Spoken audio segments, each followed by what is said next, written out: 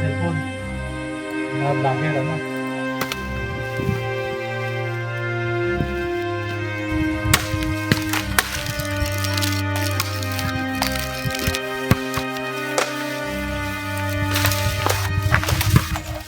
Magandang araw po sa inyo lahat. Nandito po kami ngayon sa lugar ni na Iris kung saan ay sinamahan namin sina Wildlife PH muling dalawin si Iris Magpayo na isa sa kanilang mga content.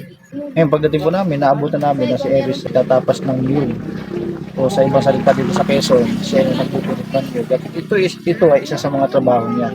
Tulad po na makikita ninyo, ganyan ang tinatapasan ni Iris. Ngayon, hindi po madaling trabaho yan kasi bago maka 1,000 buo si Iris, mga 3 araw niyang ginagawa yun. At sa loob ng 1,000 buo siya, ay 350 lamang ang binabayad sa kanya. Kaya mapapansin niyo mga kaibigan, hindi madali ang trabaho ni Iris. Ngayon po, kung titingnan niyo po doon sa unahan, andun po sa na Wildlife PH at kasalukuyan po ini-interview si Iris at tinatanong kung gaano kahirap yung trabaho bilang magkukupra at inaalam nila kung ano yung pwedeng maitulong nila kay Iris para kahit paano ay kahit sa maliit na paraan ay ginhawa naman si Iris. Po mga kaibigan, tingnan natin kung paano interviewin ni Wildlife PH si Iris.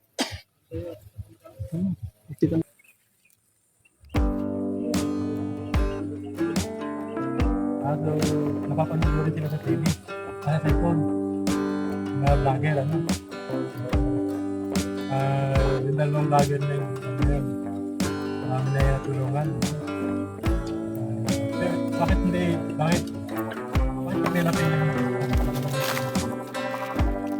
hindi ba yung matanda nila?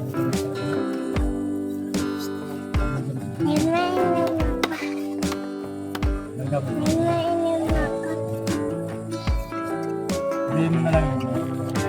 Pati yung ito na yun.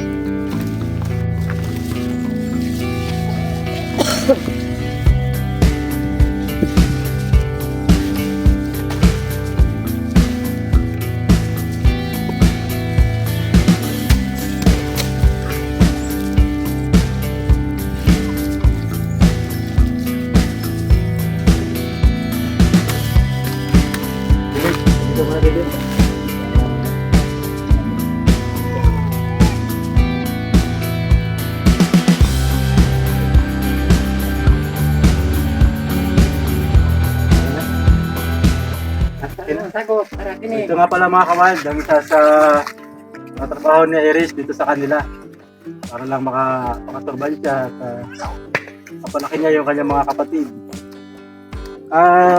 Matagal ka na bang naglagan to, Iris? Ha? Tagal na? Anong tawag sa inyo sa ganitong trabaho? Ibubunot? Ibubunot sa amin kasi yung tawag dito nagpapalaw. Kano naman ang kinikita sa ganitong trabaho pagbubunot?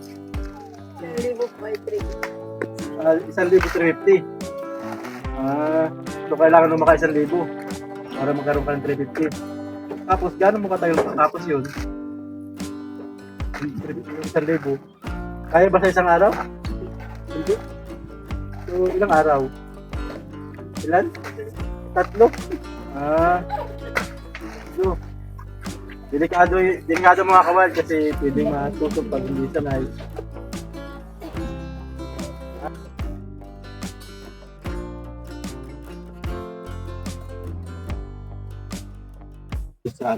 Dito po yung pinakangwapo ng member ng Wildlife. Hello, ako yung sinabi mo yan. Walang duda. Walang duda. Oo, walang duda.